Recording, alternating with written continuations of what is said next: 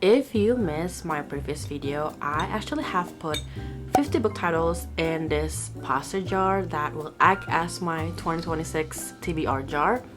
I have picked out 15 book titles from this jar because I just wanted to share with you the books that I plan to read in 2026. All of the 50 book titles that I put in here are basically books that I said I wanted to read in 2025 or series that I wanted to start reading in 2025 but I didn't get a chance to, so this is gonna be hopefully a better way to kind of push myself to read these books that I said I wanted to read. But anyways, there are probably 35 book titles left in here, so right now we're gonna pick the next 15 book titles in this jar, so let's get into it.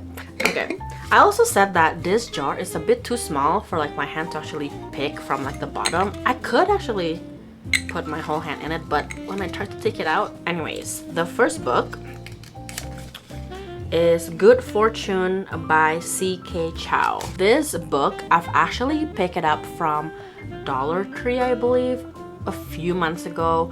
It was for $1.25, and I don't know if you guys know this, but Dollar Tree has books sometimes. I'm not really sure exactly what the book is all about, but maybe we can take a quick look because it's just right here. I feel like it has something to do with Asian American families who live in New York City, and I think her mom is like a realtor mogul or something. Like basically she buys and sells a lot of properties, I think, in New York or something like that. I don't know. That's what I kind of like read through when I first skimmed the synopsis.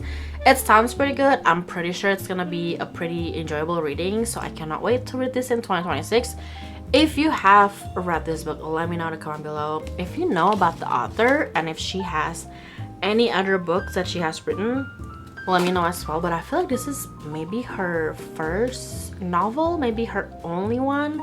I don't know, I have to check on Goodreads, but cannot wait to read this book. Let's pick the next book from the jar. This is book number 2. Swept Away by Beth O'Leary. I believe this is a romance book that I got from The Bookshelf, which is this cute little small business who has a bookstore inside a little trailer. The owner would actually do a lot of pop-ups around Las Vegas. Anyways, Swept Away by Beth O'Leary is, I think, about a girl and a guy who had a one-night stand. They're not really someone who would do one-night stands often, and they were like, you know what, F it, let's just do it. We're just gonna do it for one night and we won't see each other ever again. They went to the guy's dad's house or something, but it's not just a regular house, it was a houseboat. So after they did their one-night stand, I think she decided to just sleep over because, you know, she's gonna wake up early in the morning to leave anyway. But when they wake up, they found out that they were in the middle of the ocean, in the middle of nowhere, and they had no idea how to get back on land. So I think it's gonna have some really cute, really funny kind of like storyline, hopefully. I have no idea how they're gonna get back on land because none of them are a sailor. I bet you it's gonna be so awkward seeing each other again in the morning when they think that, you know, one of them is gonna slip out and never see each other again. So I cannot wait to read this book. Okay, third book from the jar.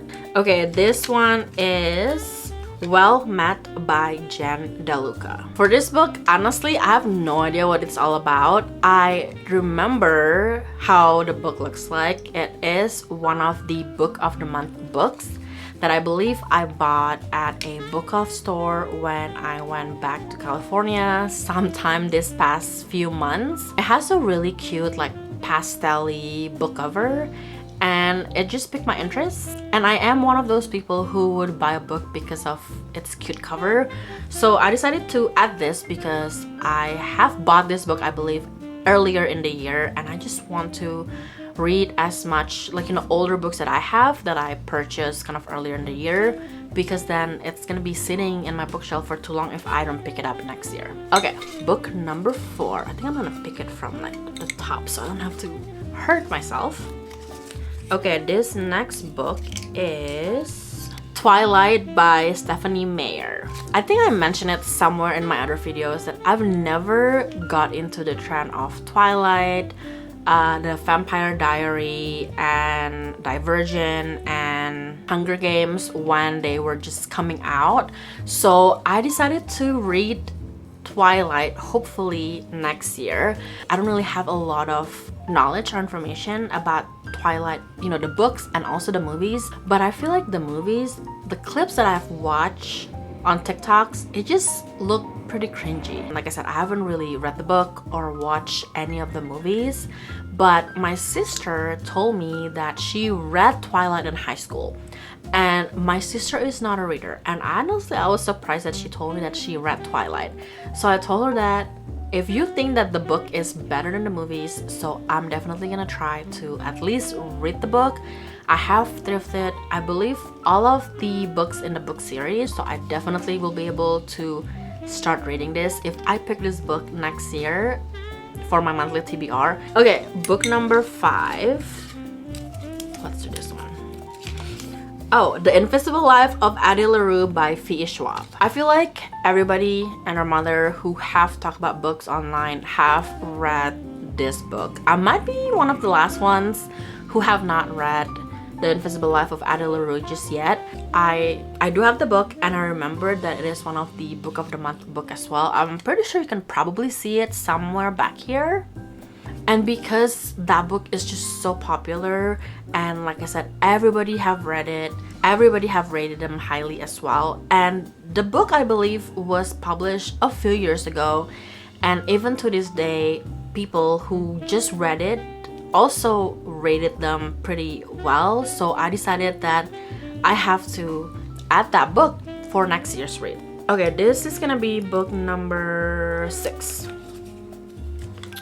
Julia's Song is Undateable by Susan Lee. I don't know why I said her name weird, Susan Lee. Anyways, so this one, I decided to add this because I did bought it. I pre-ordered it actually, and I was going to read it as soon as I get it. But anyways, I have read 2 of her other books, actually 2 of her other YA books, The Romance Rivalry and Soulmates. I actually enjoy both of them, but I do love Soulmates way more than The Romance Rivalry. And I know that Julia's Song is Undateable is a adult romance, and this is like her first time reading an adult romance book, so I'm super excited. I know that she's coming out with another romance book sometime in 2026.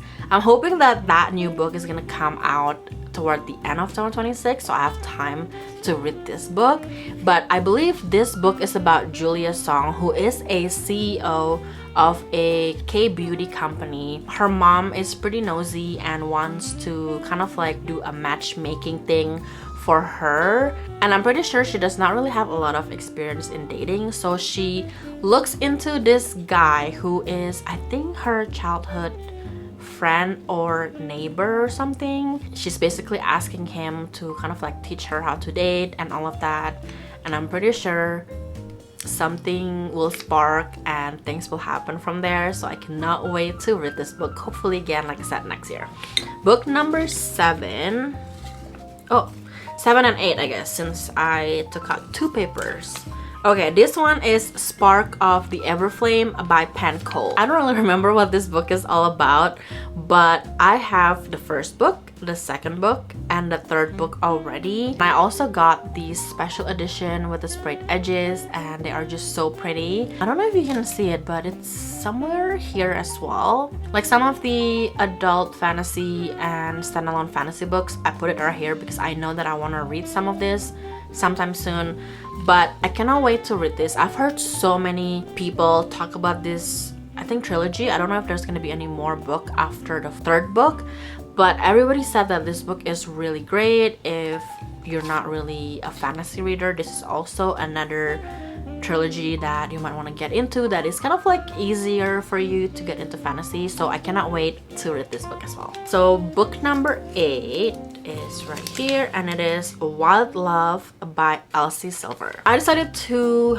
add this book on the TBR jar because it is one of the romance book series that I definitely want to start sometime soon. I am mostly a romance reader. I just feel like that genre is just so easy to get into. Sometimes you just are able to read it super fast because it's kind of addicting at the same time. So I again have heard so many great things about this book, about Elsie Silver's kind of like small town romance book series in general, and there's actually a few of them out there. And I'm pretty sure she's coming out with a new small town romance book series that I actually have pre-ordered as well. I think the setting is not like a ranch or anything like that. I think it's gonna be somewhere in like a lake. So I cannot wait to read how that would be like. Because I know this series and this other one, I honestly forget what the series called, but they're kind of like a small town cowboy romance, I believe. So hopefully I'll be able to read the first book in the two series that I have of hers before the next one that I just pre-ordered come out. Okay, book number 9. Okay, 9 and 10, I guess. Again, I got 2 slips of paper. This one is Cruel Prince by Holly Black. I think this is a YA fantasy book series. I believe there are 3 of them, but then it has like a graphic novel at the end or something like that. And again, I already have all of the books in the series. I bought a box set not too long ago. I believe there was a book sale somewhere. I don't remember honestly at the top of my head right now where I was able to get the box sets, but I have it. So I decided to, of course, add at least the first book to this TBR. Book number 10, I believe. Love and Other Words by Christina Lauren. Again, this book I've heard so many times by people that I've watched on YouTube, Instagram, TikTok, basically everywhere that I go.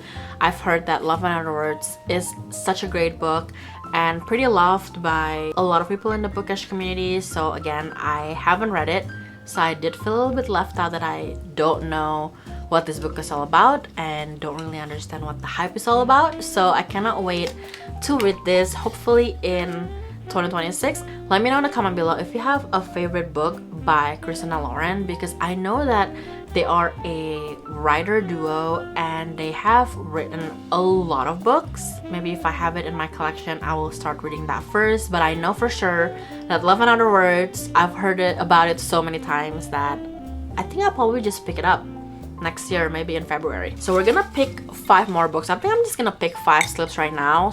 So 1, 2, 3, 4. One more. Okay, 5.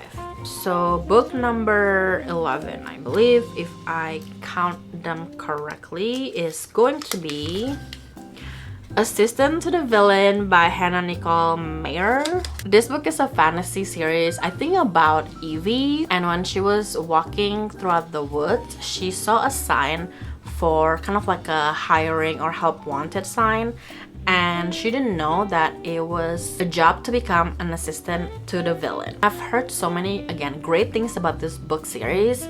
People are saying that this book is hilarious and just funny in general, I guess, and it has like interesting side characters, so I cannot wait to read this book. This book series have 3 books that have been published currently, and I have all of the 3 books. I actually pre-ordered the 3rd book that actually came out this year in August, and the 4th book is coming out next year, also in August, around my birthday, and I have pre-ordered that book as well.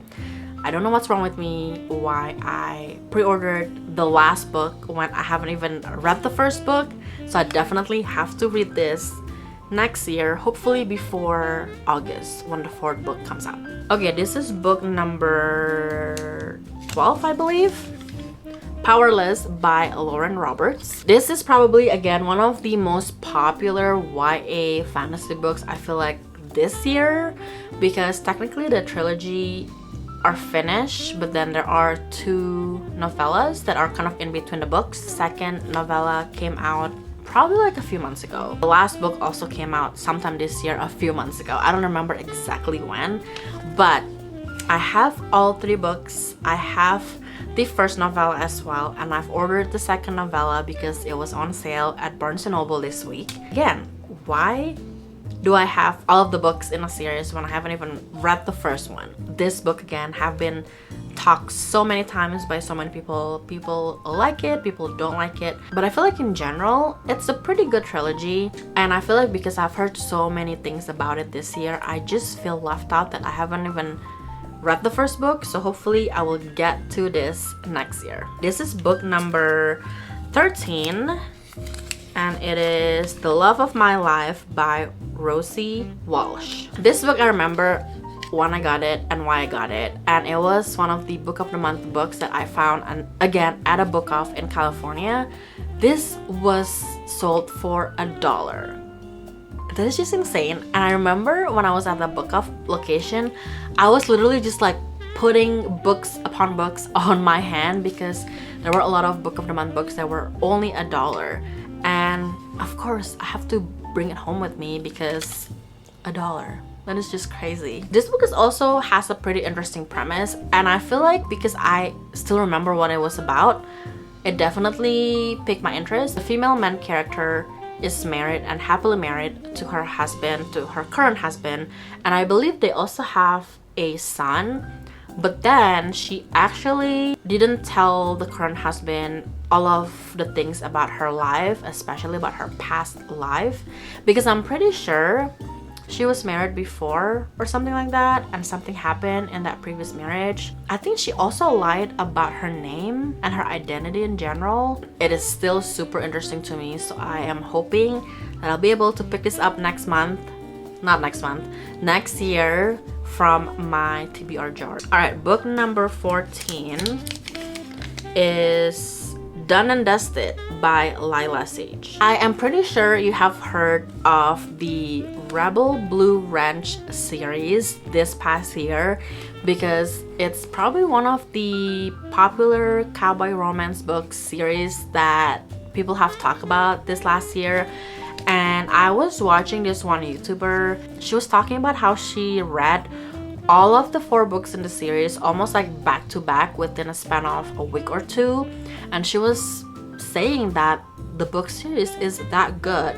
So of course I was convinced, and I decided to also get all of the books in the series, even though I have not read a single book or anything from Lila Sage, and I know she came out with a new book that is going to be a part of a new series. I didn't get that one though because I know I have 4 of her books still that I haven't read, so maybe after I read at least the first and second book in this series, maybe I will look into her new book series. Anyways, last but not least, book number 15 is going to be The Lost Apothecary by Sarah Penner. I actually have heard about it quite a lot of times, but I feel like this book is not as popular as the other books that I have put in this TBR jar. The author, Sarah Penner, was able to quit her job and also retire her husband. The reason why I know this is because she actually came over to the Las Vegas library, I think in the summer, and she have said that she came the last year or 2 years, and I'm hoping that she will come again next year when her 4th book comes out. So I decided that I definitely need to start reading the backlist of her books. She only has 3 so far, so it's not that bad, and I have all 3 copies in my personal library because when I found out that she's coming to Las Vegas, I decided to buy all of her books so I can have her sign it. It was actually just pretty cool that a big author like her came out to Vegas. I've said many times before that I feel like Las Vegas got skipped a lot, especially on book tours, because we're so close to Salt Lake City as well as Los Angeles, so nobody ever really comes to Las Vegas. But I've actually been fortunate enough that a couple authors that are pretty big name have actually come to Las Vegas doing these small events at like the library and the book festival. So I'm pretty happy that I was able to get to meet her and hopefully, like I said, read some of the books in her backlist because she only has 3, so that should be easy, right? I have about, I believe, 20 more book titles here that I think I'm gonna probably talk about in the next video.